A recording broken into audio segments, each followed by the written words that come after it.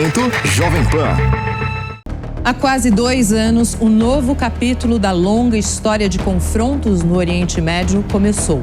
Terroristas do Hamas invadiram o território de Israel em um ataque mortal que desencadeou uma guerra violenta na região. Pela primeira vez desde o 7 de outubro de 2023, as equipes da Jovem Pan foram até lá para conferir de perto o dia a dia da população e as marcas que o conflito deixou.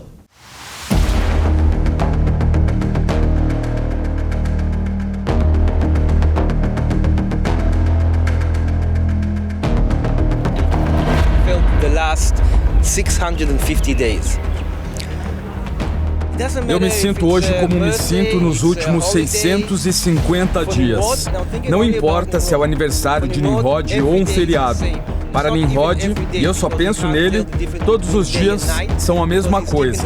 Não posso nem dizer todos os dias, porque ele não consegue diferenciar o dia da noite, porque ele está nas profundezas dos túneis. With the poor air, of course, poor food. Uma ferida aberta no coração do povo israelense. O drama de Yehuda Cohen, pai de Nimrod, é o mesmo de outras 250 famílias e de todo um país. Em 7 de outubro de 2023, uma invasão do grupo Hamas e outras organizações extremistas no território de Israel mudou para sempre a história do Oriente Médio, no maior ataque contra o povo judeu desde o fim do Holocausto. Foram 1.195 mortos e 251 reféns, incluindo Nimrod, um soldado responsável pelo patrulhamento em uma região a menos de 1 quilômetro da faixa de Gaza. Na época, ele tinha apenas 19 anos. 2 anos depois, a rotina da família Cohen mudou completamente. E a data, que deveria servir para comemorar o aniversário de 21 anos de Nimrod, foi diferente. Ao invés da festa, o dia foi de protestos.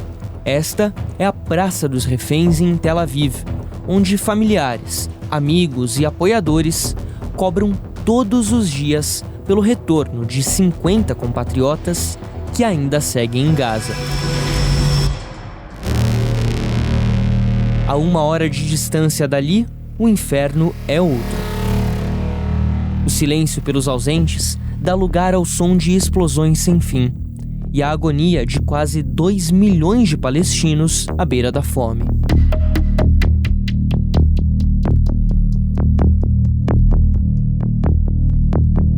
Israel, sábado, 7 de outubro de 2023. Às 6h29 da manhã, quase 6 mil membros do Hamas e de outros grupos quebraram as barreiras na fronteira e invadiram o território local.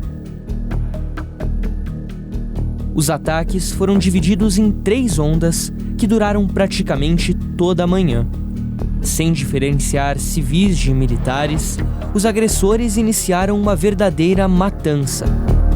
E o terror literalmente bateu na porta. Este é o kibbutz Nir Oz, a menos de 1,5 km da fronteira, e um dos primeiros alvos do Hamas. Só neste espaço, 47 israelenses foram mortos e outros 76 levados reféns. Por aqui, viviam 427 pessoas. Hoje, são apenas 7. E quem ficou prefere não falar sobre a tragédia. Mas as marcas ainda são claras. Do lado de fora, as casas dos moradores continuam queimadas e com marcas de tiro. Do lado de dentro, ainda pior. As casas são pequenas, mas com uma história desesperadora para contar. Essa era a sala de Oded Lifshitz, que atuava na Road to Recovery, uma instituição de caridade que levava moradores de Gaza para tratamento médico em Israel. Ele e a esposa Yocheved foram capturados. A mulher retornou 17 dias depois, mas Oded não teve a mesma sorte. O corpo sem vida só foi devolvido em fevereiro de 2025. Uma das residências é a da família Bibas. Aqui viviam Yarden, de 34 anos, a esposa Shiri, de 32, e os filhos Ariel, de 4 anos, e Kfir, de apenas 9 meses. Os 4 foram sequestrados e levados para o outro lado da fronteira. Os pais de Shiri, José Luiz e Margit Schneider, foram mortos durante o ataque. Yarden só foi solto 1 ano e meio depois, em fevereiro de 2025. Mas a casa da família Bibas jamais seria a mesma novamente. 2 semanas depois, os corpos de Ariel e Kfir foram devolvidos para Israel. No caso de Shiri, o corpo de uma outra mulher foi enviado pelo Hamas, que só depois admitiu o erro e retornou a pessoa certa. Yair Horn recebia o irmão Eitan para o fim de semana. Os dois buscaram abrigo neste pequeno bunker do lado de dentro da casa, mas não foi o suficiente. Os terroristas forçaram a entrada e dispararam contra a porta, até que os irmãos se rendessem. Yair voltou para Israel com vida em março, mas o irmão está em Gaza até hoje, sem previsão de volta. Em Niroz, as casas agora são marcadas por cores. Bandeiras nas entradas sinalizam que os residentes foram mortos ou sequestrados. E o kibbutz, que já foi sinônimo de vida, passou a conviver com a morte. O vazio deixado pela ausência dos sequestrados não é por acaso. Mais do que uma moeda de troca, o ataque foi cuidadosamente planejado pelo Hamas com um objetivo geopolítico: frear as negociações entre Israel e países árabes na região. Primeiro a gente tem que entender que o ataque de 7 de outubro de 23 do Hamas foi feito com o intuito de Israel fazer justamente isso que está fazendo. Não foi um ataque terrorista, 1.200 pessoas mortas, e todos esses reféns que foram levados para o governo israelense retalhar como nunca fez antes, para parar a negociação entre Israel e a Arábia Saudita para o estabelecimento de relações diplomáticas. Porque o governo saudita já vinha alterando a sua postura de que se Israel quisesse o reconhecimento, teria que criar o Estado palestino primeiro. Só que com a emergência do Irã, com uma ameaça para as monarquias do Golfo, principalmente a Arábia Saudita, cada vez maior, Riad mudou sua postura. Eles passaram a admitir, estabelece as relações com Israel primeiro e depois reconhece a Palestina. Então, o Hamas fez isso justamente para ter esse ataque devastador, para haver milhares de mortos palestinos, para tentar sobreviver nessa teia praticamente imensurável de túneis que ele construiu ao longo dos anos. Iniciados em 2020, os chamados Acordos de Abraão mudaram a geopolítica mundial. Em setembro daquele ano, Israel anunciou a normalização das relações com os Emirados Árabes Unidos e o Bahrein. Em outubro, com o Sudão. E em dezembro, com o Marrocos. Mas as negociações com a Arábia Saudita, chamadas por muitos de Acordo do Século, eram consideradas como a joia da coroa. E tudo parecia indicar para que a história fosse feita. Em setembro de 2023, o ministro do Turismo israelense, Haim Katz, visitou Riad, na primeira viagem de um membro do governo de Israel ao país saudita. Uma semana depois, foi o ministro das Comunicações, Shlomo Kal. Na medida em que a aproximação caminhava, o Hamas se via mais e mais ameaçado, e o barril de pólvora explodiu. Agora, quem ousou ficar em Niroz não se esquece do que aconteceu, e os sons servem de memória.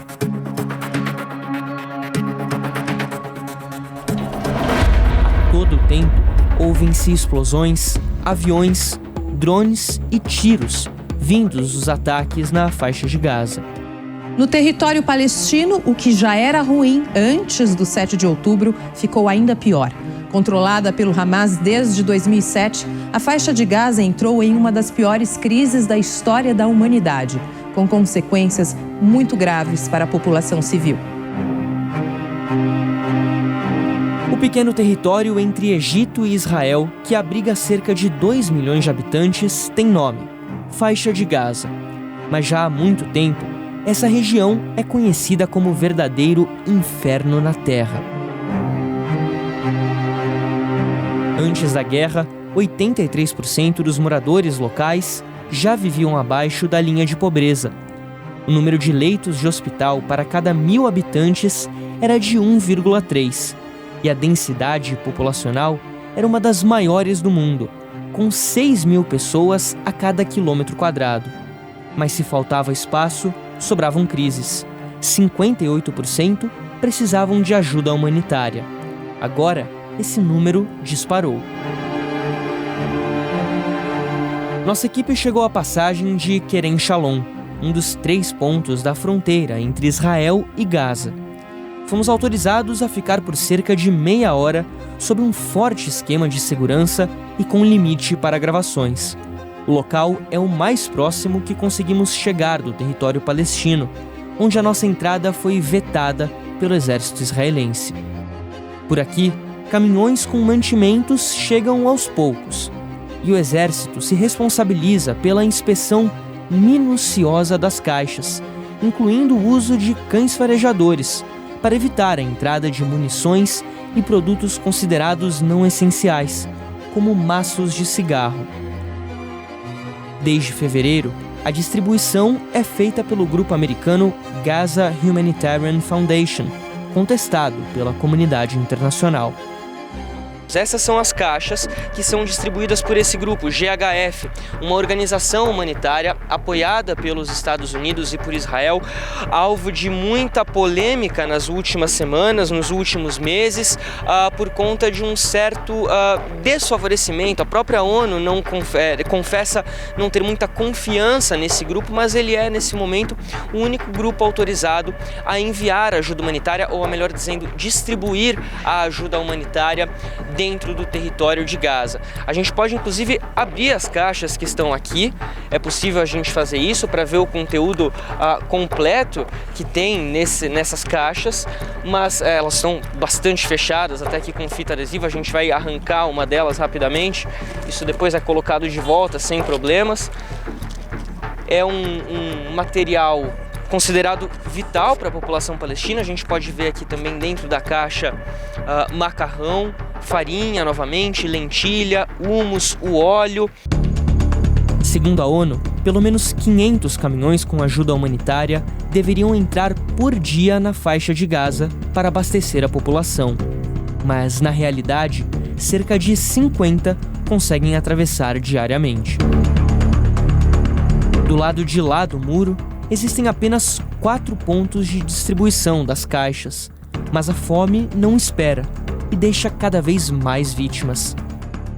O GHF autoriza a entrega de 1 caixa de mantimentos por família. As filas se multiplicam e quase sempre terminam em confusão. Em vários relatos, pessoas foram assassinadas por soldados no entorno dos centros. Quando a ajuda literalmente cai do céu, a disputa é ainda maior. Centenas ou milhares de palestinos correm atrás dos pacotes e, com sorte, conseguem um pouco de farinha. Os envios aéreos também já causaram mortes por esmagamento. Nós não queremos a ajuda de alguém que faz a gente morrer de fome. Quem sair para buscar um pacote de farinha volta direto na maca.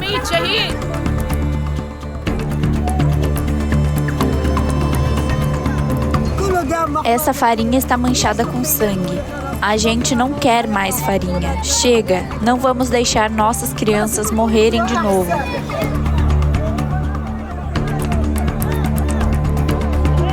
Meu neto de 14 anos foi atrás de ajuda para trazer farinha e comida e morreu.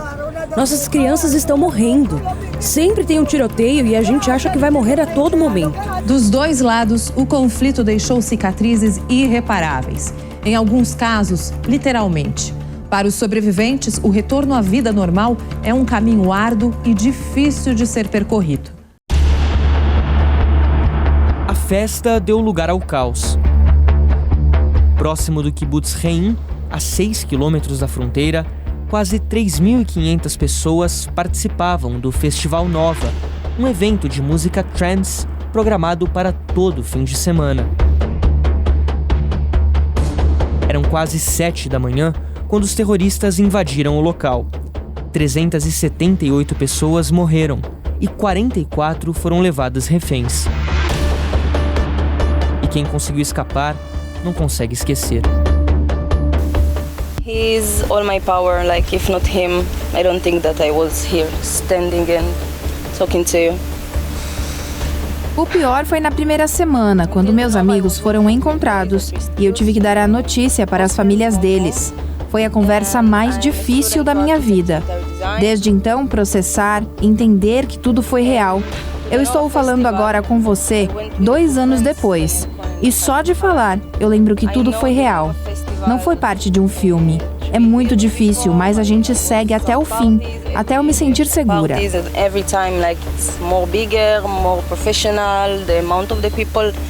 Essa é Masal Tazazo, de 35 anos, uma israelense de origem etíope.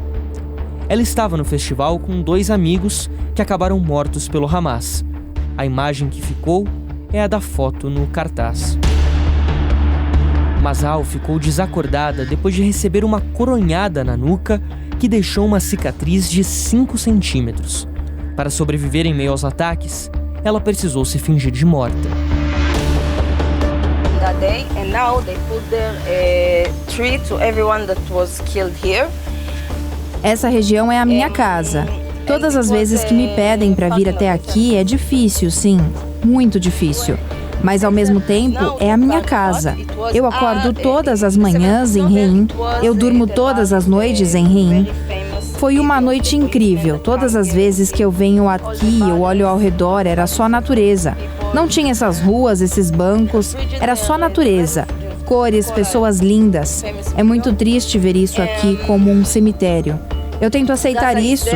Acho que depois que o Hamas acabar, quando eles saírem de Gaza, ou que o líder deles seja preso ou qualquer coisa, nós vamos poder voltar a viver. Kibbutz Reim is there, Kibbutz Be'eri is there, so the Nova is in the middle of all that mess. Hoje, o espaço onde acontecia o festival virou um memorial para as vítimas. Por aqui, milhares de visitantes passam todos os dias. E as placas com rostos e nomes contam as histórias de quem nunca mais pôde voltar para casa. Uma delas é a da estudante brasileira Bruna Valeano, uma carioca de 24 anos. Além dela, outros 2 brasileiros também morreram. O porto-alegrense Hanani Glazer, que trabalhava como entregador em Tel Aviv e que também tinha 24 anos, e a carioca Carla Stelzer Mendes, de 42 anos, uma professora na região de Ashkelon. Além da lamentação, os ataques do Hamas provocaram um sentimento de revolta. Como um país com um dos exércitos mais bem preparados do mundo não conseguiu detectar e evitar a ação dos terroristas? A obtenção de informações operacionais, inteligência, o gathering de inteligência operacional, ele é feito de forma técnica, né? E com objetivo tático e estratégico, uma lida tática e estratégica. Só que quem é o principal cliente dos serviços de inteligência? É o escalão político do governo. E muitas vezes o governo dá um tratamento político para essa informação, para esses dados. Então a gente não sabe se passou ao largo do serviço de inteligência, pode ter passado, pode ter não passado, é pouco provável que tenha passado, mas o tratamento dessas informações vai ser político. A gente não sabe o que o político vai fazer com ele. Muitas vezes a informação chega ou se perde nos escaninhos ali da hierarquia de um país, né, o arcabouço de direção de um país e não é levado a sério. Então, fica difícil saber. Mas o fundamento é esse: a obtenção de informações é feita de forma técnica, mas o tratamento delas é cliente ou político. Para o ex-comandante da Marinha e especialista em assuntos militares Robson Farinazzo, a falta de ação de Israel coincide com um período de relativa calma no Oriente Médio, uma época onde o próprio governo israelense incentivou o envio de dinheiro e ajuda humanitária para o Hamas na faixa de Gaza.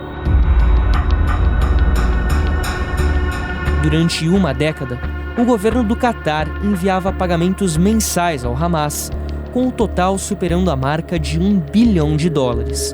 Na visão de Israel, a finalidade era clara: fortalecer o Hamas esperando por paz, ao mesmo tempo em que o grupo faria frente à autoridade palestina. Desde 2023, as operações do Exército de Israel na faixa de Gaza têm chamado a atenção da comunidade internacional. Um dos motivos foi a descoberta da rede de túneis subterrâneos do Hamas, para onde centenas de reféns foram levados. Uma verdadeira cidade debaixo da terra que ganhou o apelido de Metrô de Gaza. Com mais de 500 quilômetros de extensão, a rede equivale a 5 vezes o total das linhas do metrô de São Paulo. E as profundezas dessa mega construção revelam um espaço sombrio e extremamente articulado. O início das construções é antigo, com décadas desde as primeiras escavações. E os espaços variam em profundidade, largura, comprimento e estrutura. Em alguns casos, o diâmetro é grande o suficiente para a passagem de um carro. E foi assim que o Hamas se aproveitou para movimentar combatentes antes do ataque a Israel. Nas partes mais profundas, entre 50 e 70 metros abaixo do nível do solo, foram instalados centros de comando paramilitar. É também nesse espaço onde ficam boa parte dos reféns sequestrados. Tudo isso gera um dilema. Estrategicamente, o Hamas posicionou as estruturas mais importantes sob hospitais, o que dificulta operações e ataques no local. Mesmo assim, hospitais e outras áreas civis não foram poupados em Gaza. Campos de refugiados, como o de Nuseirat e o Centro Médico Nasser, em Khan Yunis, se acostumaram a conviver com bombardeios e explosões. Ontem nós recebemos um aviso e não tivemos tempo de levar nossos pertences. O que aconteceu foi que eles bombardearam.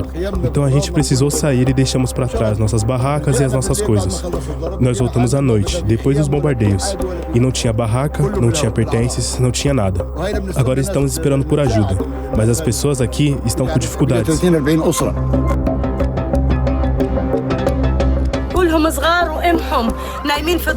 Aqui só tinham crianças com as mães. Eles estavam dormindo nas barracas. Eles não faziam nada, não estavam na resistência, não tinham armas, nada. Por que eles foram atingidos? Tenham misericórdia com a gente. Eu falo pra todo mundo: parem com a guerra em Gaza. Parem com a guerra contra a gente. Nós estamos cansados. Nossos irmãos, nossas famílias, eles estão todos mortos. Não sobrou mais nada. Não tenho nem um colchão. Nossas coisas foram queimadas, nós perdemos tudo. Nossas casas foram destruídas. Chega, chega disso tudo. Chega, gente, tenham misericórdia. Chega, Hamas, deixa a gente quieto.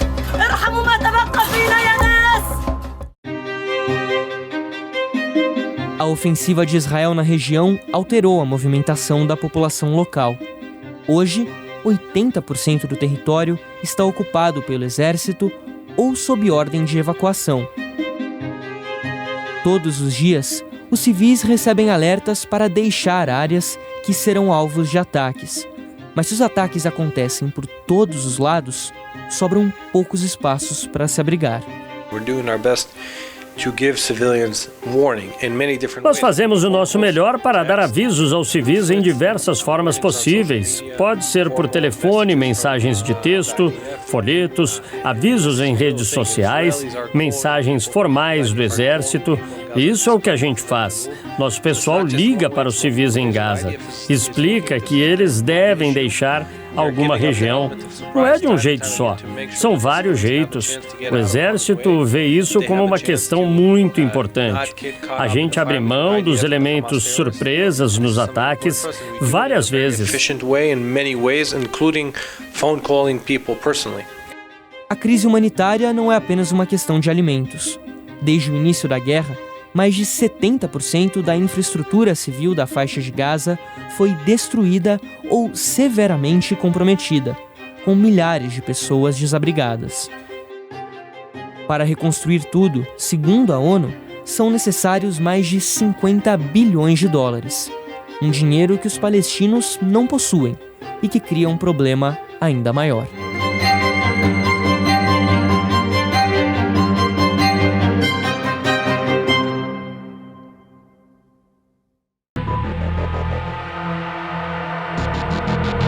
O relógio no centro de Tel Aviv faz uma contagem agoniante. Cada segundo desde o início da guerra passa como uma eternidade, principalmente para os sequestrados. Quem não foi levado para o cativeiro em Gaza vive um cativeiro próprio, aguardando ansiosamente pelo retorno de cada uma das 50 pessoas que seguem mantidas pelo Hamas. E é na Praça dos Reféns, onde todos os dias milhares de pessoas encontram um espaço para dividir o sentimento de vazio e agonia.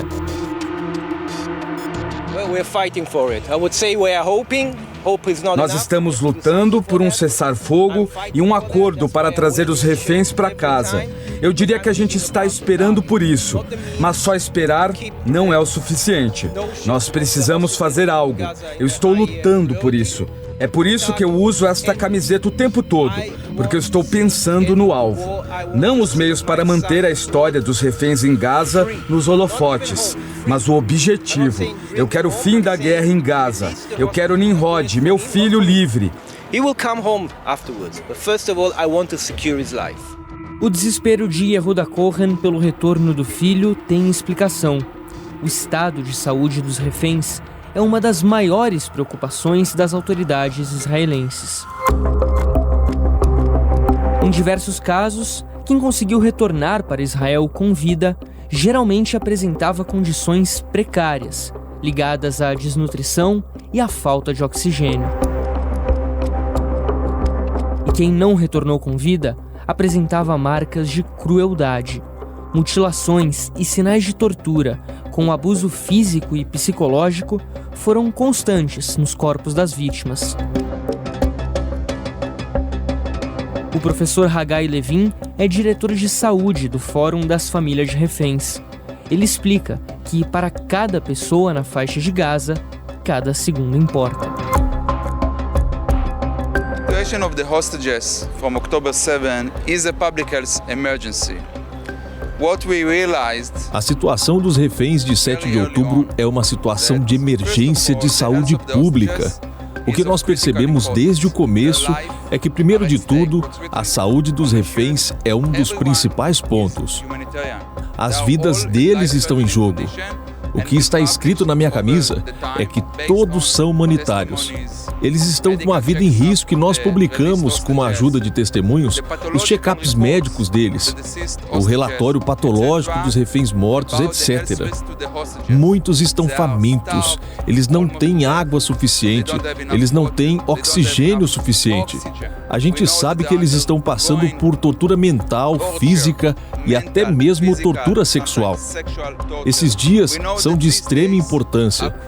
Sobre o que eu conversei com os reféns libertados, nós sabemos que quando há uma libertação, quando há uma negociação ou quando eles têm a expectativa de serem libertados, isso pode causar um colapso nervoso pelo desespero de não serem libertados depois de 21 meses.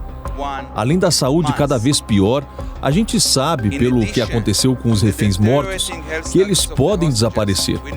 Se não os trouxermos de volta agora, eles podem desaparecer e nunca mais voltar. Não são apenas 50 reféns na faixa de Gaza. São 50 famílias na faixa de Gaza. 50 families are held in Gaza. I'm treating with my team. Um dos exemplos da crueldade é o caso de Eviatar David. Hoje, com 24 anos, ele foi um dos sequestrados pelo Hamas no Festival Nova. E o que era um homem saudável se tornou um verdadeiro esqueleto humano, obrigado a cavar a própria cova num vídeo divulgado pelos extremistas no começo de agosto. שאני עושה עכשיו, חופר את הקבר, קבר שמיד מבחינתי לי, כי כל יום שעובר... O que eu estou fazendo agora é cavar minha própria cova. Todos os dias meu corpo fica mais e mais fraco. Estou caminhando diretamente para minha cova. Essa é a cova onde eu acho que vou ser enterrado. O tempo está se esgotando. Vocês são os únicos que podem acabar com isso. Que eu possa ser solto e dormir na minha cama com a minha família. כל יום שהולך ועובר, הזמן נגמר. הזמן הולך ואוזל. ורק אתם תוכלו לעצור את זה. כדי שנוכל לשכב במיטה שלי. Quando a nossa equipe estava em Tel Aviv, Israel e Hamas negociavam um acordo de cessar-fogo que incluía a libertação de reféns. As conversas, que sempre possuem a mediação do Catar, do Egito e dos Estados Unidos, duraram mais de 2 semanas e geraram expectativa dos dois lados. Na maior parte das vezes, os termos apresentados costumam ser os mesmos: a troca dos reféns israelenses por prisioneiros palestinos, incluindo uma trégua nos combates em Gaza. Em uma eventual segunda fase do acordo, Israel retiraria as tropas da região e o conflito teria um fim definitivo. Segundo as fontes ligadas às conversas, a recusa na última reunião veio do Hamas, que teria se negado a entregar as armas até que o Estado palestino fosse estabelecido. E mais uma vez, as negociações foram abandonadas sem acordo. Nós estamos falando há quase 2 anos sobre perspectivas de cessar-fogo. E cessar-fogo, as promessas de cessar-fogo viram palavras vãs. Eu não vejo perspectiva de cessar-fogo por um único motivo.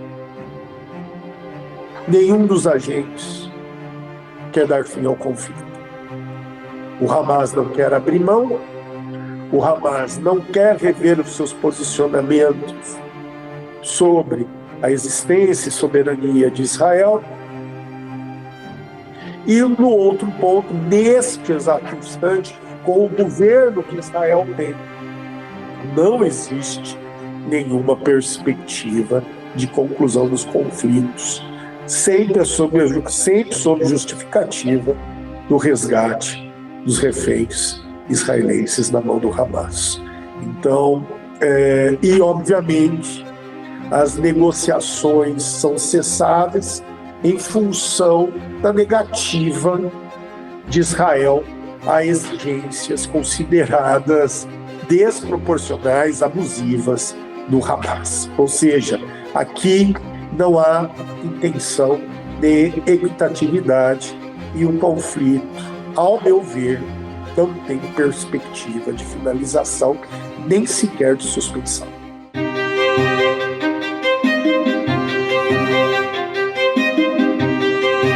Em quase 2 anos de guerra, somente 2 acordos de cessar-fogo foram cumpridos. O primeiro durou entre 24 de novembro a 30 de novembro de 2023.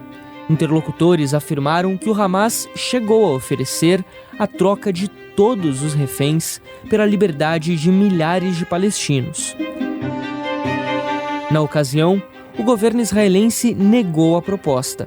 O então ministro da Defesa, Yoav Gallant, conversou com as famílias e afirmou que a oferta era um jogo psicológico e que a melhor maneira de recuperar os sequestrados era com a atividade militar. No fim das contas, o Hamas libertou 105 reféns, incluindo 23 cidadãos tailandeses e um filipino. Em troca, Israel libertou 240 palestinos, com mais de 100 adolescentes e a enorme maioria de presos sem condenação criminal. Segundo dados do Serviço Prisional de Israel, conhecido como Shabaz, quase 10 mil palestinos estavam presos até o final de 2024. Destes, menos de 1.800 já haviam sido julgados e condenados pela justiça local. E muitos relatam o abuso das autoridades dentro da cadeia.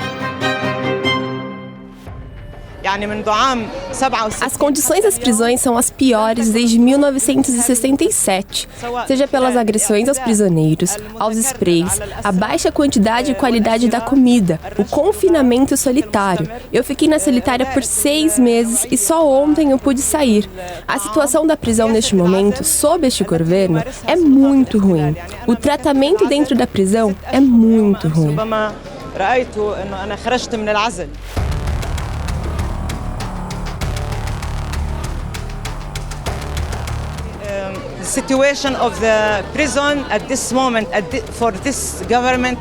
A política de isolamento continua. As agressões, o uso de gás, a proibição de visita de familiares e advogados. E a comida também é muito ruim.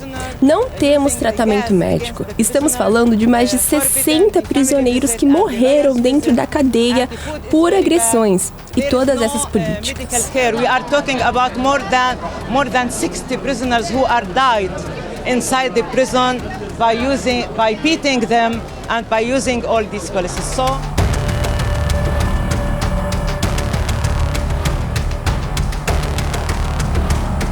O segundo e até então último acordo de cessar-fogo veio no começo de 2025 e durou entre 19 de janeiro e 18 de março. Ao todo, 25 reféns israelenses foram retornados com vida, além de outros 8 mortos. No sentido contrário, Israel libertou cerca de 1.900 prisioneiros e facilitou a entrada de ajuda humanitária em Gaza. Desde então, 9 corpos foram recuperados pelo exército israelense no território palestino, mas nenhum novo acordo foi selado, e a esperança diminuiu a cada dia. A demora por uma resolução fez a Praça dos Reféns se tornar um ponto de resistência para os israelenses. Em todos os momentos do dia, o local permanece lotado. Barracas com serviços para os parentes e amigos dos sequestrados foram instaladas. Até mesmo uma loja com artigos que vão desde camisetas até faixas de apoio também foi criada, com os fundos arrecadados destinados a organizações ligadas ao tema. Aqui, como em todas as partes de Israel, o principal destaque é o amarelo. Junto da fita, a cor representa a necessidade de trazer os reféns de volta para casa e se tornou uma espécie de slogan político. No mesmo dia, o ex-ministro da Defesa, das Relações Exteriores e das Finanças, Avigdor Lieberman, caminhava pela praça. Atual membro do parlamento, ele é um dos vários que criticam a postura do governo de Benjamin Netanyahu pelos entraves nas negociações. For me, the first priority of this country, of our people, it's to see back. É muito claro para mim que a principal prioridade desse país, do nosso povo, é de ver os reféns voltarem para cá. Temos 50 reféns. Nossa guerra mais longa, nossa guerra pela independência, em 1948, levou menos de 600 dias. Agora são mais de 650 dias. É demais. E para nossa união, nossa solidariedade, é crucial para toda a nossa sociedade conseguir trazer os reféns de volta para Israel. Eu espero que eles voltem em breve. A opinião pública é muito forte. Claro, nós esperamos que o governo, no fim das contas, tome as decisões corretas para os reféns voltarem. E isso será um novo capítulo na nossa história. They will take the right steps and for us it will be really.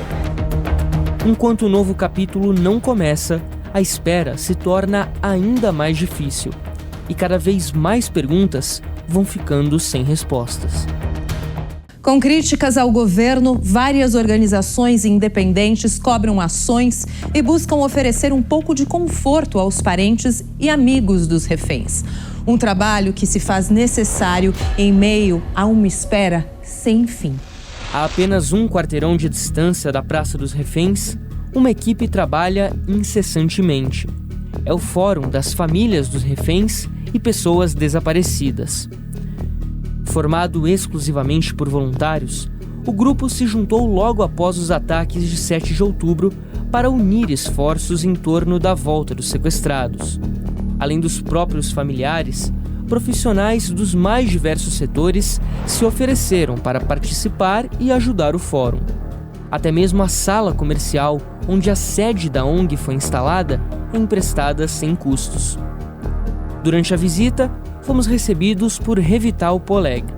Diplomata aposentada, ela atua como uma das lideranças da organização e conversou com a nossa equipe.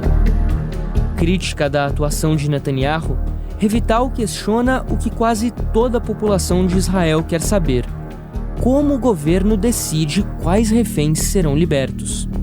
No fim das contas, a escolha parece ser uma verdadeira loteria. Na primeira onda, quando saíram as meninas soldadas, era uma demanda de Israel bem específica que todas as mulheres têm que sair. Todas, eram os 5 soldadas, mas não só, eram também algumas mulheres que ainda estavam lá. Então, isso foi claramente a decisão de Israel. Como todo mundo quer que saiam 50 em uma vez, e não será o caso. Sim? Então, quem vai sair? 2 pais que têm crianças em casa, soldados que estão na situação mais grave, soldados porque sofreram muito mais que os outros, todos estão em situação terrível. Então, surgiu como tipo de debate quem fará a seleção. É uma palavra bem problemática para o povo judeu. Seleção tem que ver com o Holocausto.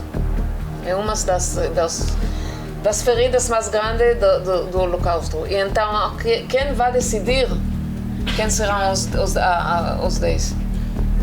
Então, não tenho resposta porque não recebemos resposta. Imagino que será alguma coisa feita sem explicar exatamente como e porquê, mas é terrível. A pressão se expande para todos os setores do governo. Em 2023, antes da guerra começar, Benjamin Netanyahu já atravessava uma das maiores crises de uma longa carreira política. Investigado por corrupção em um escândalo milionário de propinas, o primeiro-ministro foi responsável por propor uma reforma judicial no país. O texto garantiria ao parlamento uma espécie de poder revisor sobre as decisões do judiciário, incluindo a Suprema Corte. Ao longo de todo o ano, manifestantes saíam às ruas todas as semanas nas principais cidades do país. O fim da história de Netanyahu no Knesset parecia estar próximo. Mas o início da guerra deu um novo fôlego ao histórico Bibi. Experiente, ele passou a ser visto como uma espécie de âncora para evitar um naufrágio do governo e do país, e ganhou um voto de confiança para permanecer no cargo durante o conflito. Só que a demora para recuperar os reféns tem sido vista como uma atitude estratégica, em busca de prolongar a estada como premier e evitar a condenação judicial. Quem explica é o professor de Relações Internacionais, Danilo Porfírio. Nós temos que lembrar que o Hamas só fez o que fez com o apoio do Hezbollah e da Jihad Islâmica, sendo agentes proxies do Irã, porque contavam com a intensificação uma já existente instabilidade política em Israel. Antes de 7 de outubro, Israel sofreu o quê? Um clima de instabilidade, onde o governo Netanyahu era acusado de desrespeitar o poder judiciário, querendo indicar integrantes do Ministério Público.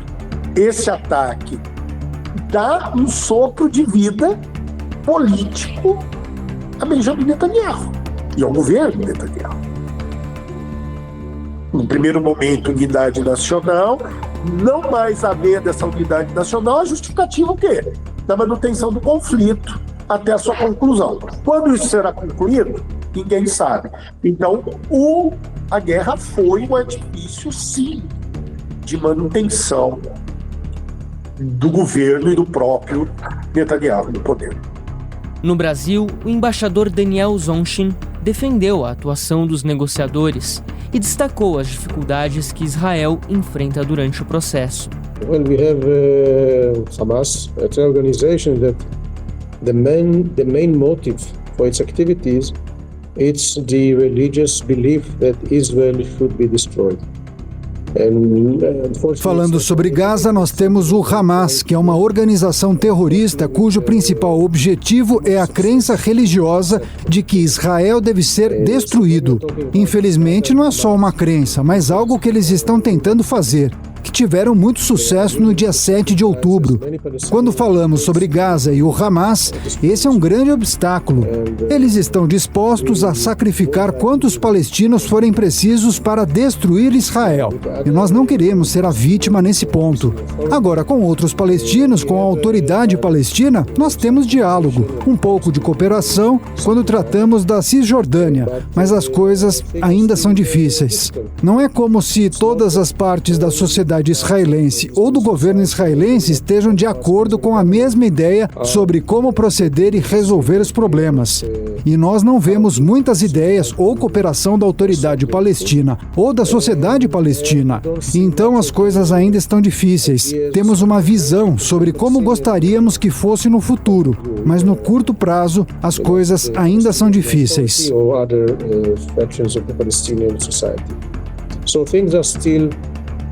Difficult. We can have a vision to how we would like to see the things in the future, but at the short run, things are still difficult, especially in Gaza, but also in the Cisjordânia. Uma das principais preocupações desde o 7 de outubro era a possibilidade de espraiamento do conflito com a participação de outros grupos e países. E o temor se tornou realidade. Em junho, Israel e Irã partiram para o confronto direto, que envolveu até mesmo os Estados Unidos e deixou centenas de mortos. Haifa é a maior cidade portuária de Israel. Com 1 milhão de habitantes na região metropolitana, o local também abriga uma das duas únicas refinarias de petróleo do país. Nas noites de 14 e 15 de junho, a cidade viveu verdadeiros momentos de terror. Mísseis disparados pelo Irã atingiram tanto a refinaria quanto prédios na região central. Os ataques haviam começado na véspera. No dia 13, uma ofensiva de Israel atingiu diversas instalações nucleares do Irã, após o governo de Netanyahu acusar o país persa de estar próximo de obter armamentos nucleares. Em Haifa, prédios do governo seguem inoperantes mais de um mês depois, com vidraças quebradas e estilhaços nas calçadas. Marcas de destruição que servem como lembrete de que o inimigo está próximo. A preocupação de Israel vai um pouco além. Historicamente, o Irã é responsável pelo que os israelenses chamam de Eixo do Mal, uma espécie de rede liderada por Teherã que inclui grupos terroristas com um só objetivo: extinguir o Estado judeu. Sob o comando do Ayatollah Ali Khamenei, grupos como o Hezbollah no Líbano, os Houthis no Iêmen e o próprio Hamas na faixa de Gaza são abastecidos militar e financeiramente.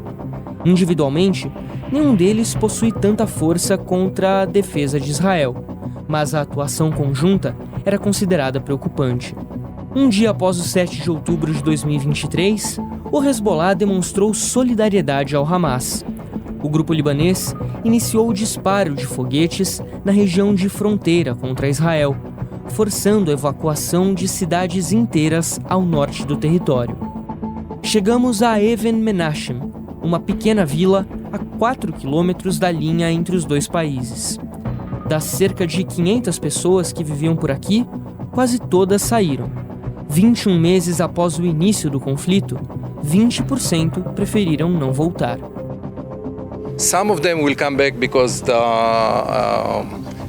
Algumas pessoas vão voltar, porque o ano escolar acabou, e eles estudam fora. Então, estamos esperando. Mas muitas pessoas decidiram não voltar. Eles ainda não sabem se vão vender as suas casas ou algo do tipo, mas eles não vão voltar. Eu espero que a comunidade volte a crescer.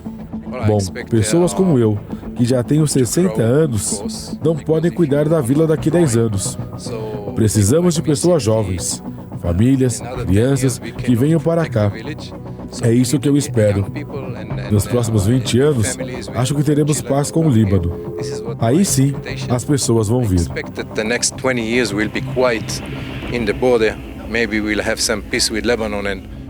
Yoram Asraf é um dos poucos moradores que decidiu não sair em momento algum. Criado na região, ele disse ter sentido um dever de ficar e cuidar da casa, onde também vivem a filha e os netos. Ainda assim, o período foi de sustos. No quintal, ele guardou os estilhaços de projéteis disparados pelo Hezbollah, fragmentos que poderiam ter sido fatais em meio ao ápice dos confrontos. Em setembro do ano passado, Israel ampliou as operações em uma segunda frente de batalhas. O exército invadiu o Líbano na maior operação desde a guerra em 2006, incluindo com ataques aéreos na capital Beirute.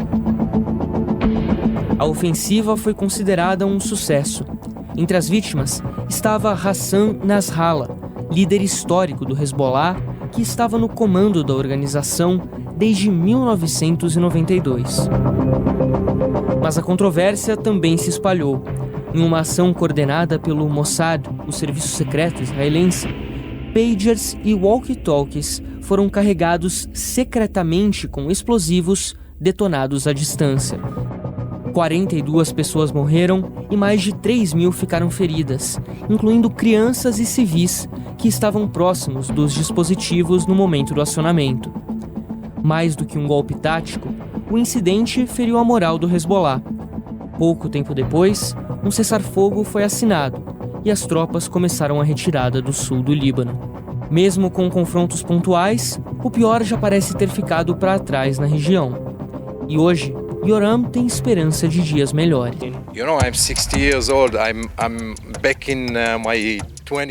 Sabe, eu tenho 60 anos.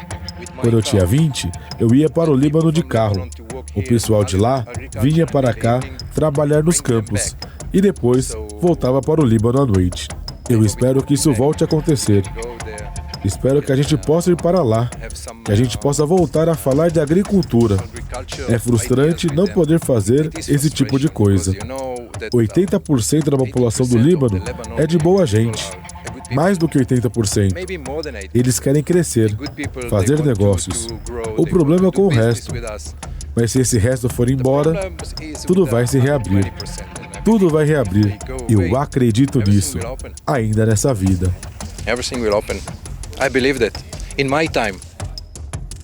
Os envolvimentos já estão consolidados. Nós vimos claramente que os principais aliados do Irã pouco agiram. Condenaram, mas pouco agiram. Que são quem? China e Rússia. Rússia que vive os seus próprios infernos.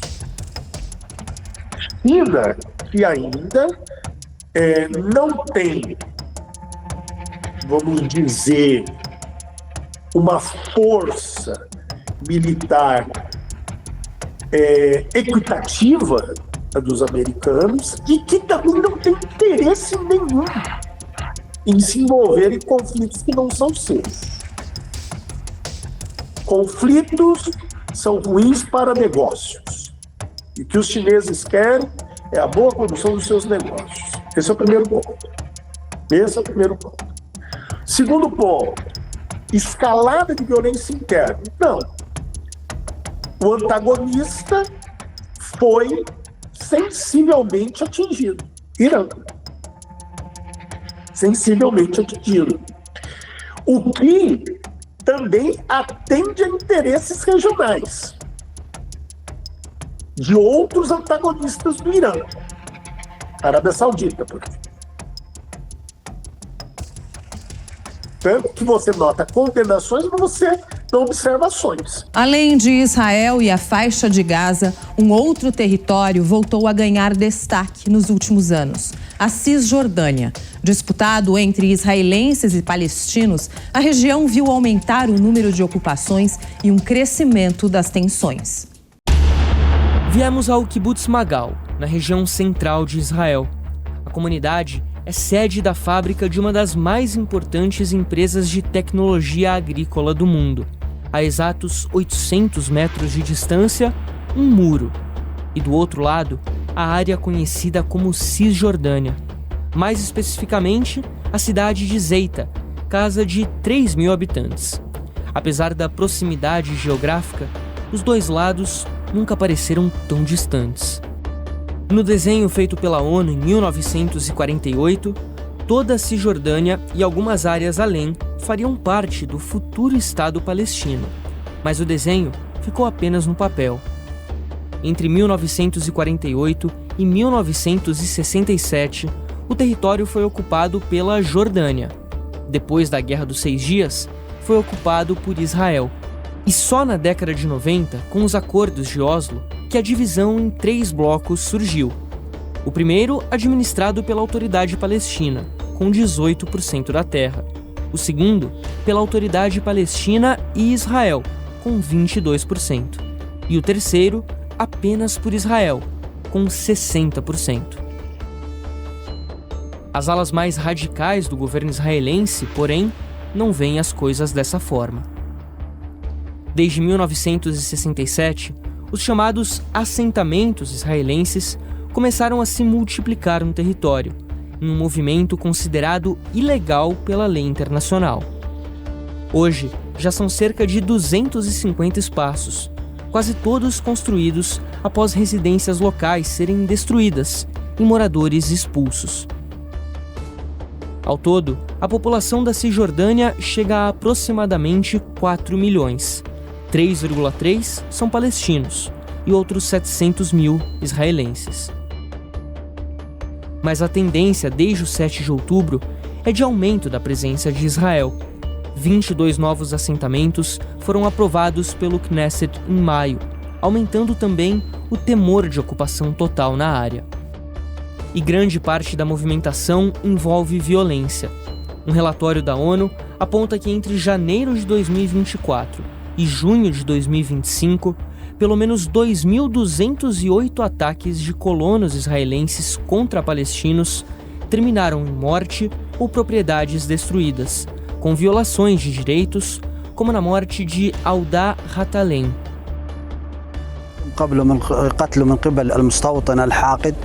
Meu irmão morreu por um colono. Eles seguraram o corpo dele por 11 dias e outras 20 pessoas na vila foram presas, mas o colono foi liberado na hora. Essa é uma política de ocupação que apoia assentamentos e vai contra os beduínos e palestinos.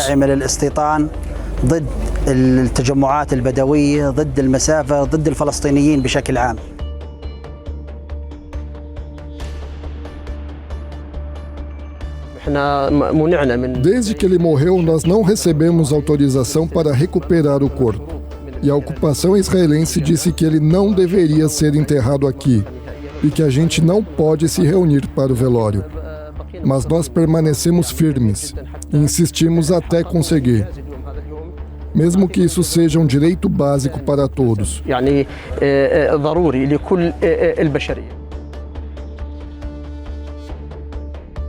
Ficamos surpresos que as forças de ocupação fecharam totalmente a área. Eles colocaram barreiras nas entradas oeste e sul. Não deixaram as pessoas entrar de Qahir. Para muitos especialistas, a única forma de encerrar o conflito no Oriente Médio de uma vez por todas é com a famosa solução de 2 estados. Nessa ideia, o Estado de Israel e o Estado palestino viveriam um ao lado do outro, com fronteiras definidas, soberania e independência. Mas a possibilidade parece ser mais um sonho distante. Hoje eu vejo uma situação de impasse. Impasse. No governo israelense que observamos e na situação em que observamos por parte do Hamas, não existe o quê? Nem a médio prazo. Uma perspectiva o quê? De solução.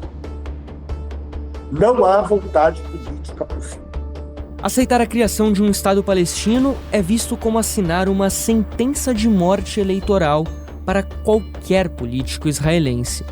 Já do outro lado, mesmo com a movimentação de países estrangeiros, a fragilidade da autoridade palestina, presidida por Mahmoud Abbas, põe em xeque a credibilidade dos planos para a região.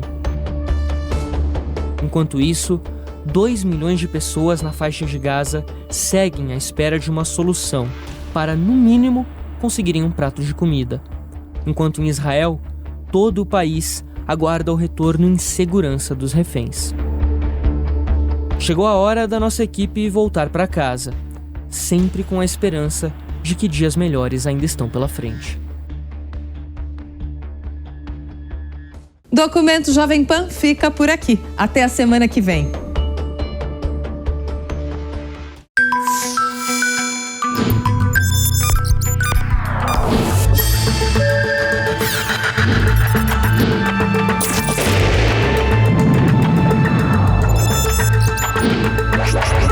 Documento Jovem Pan.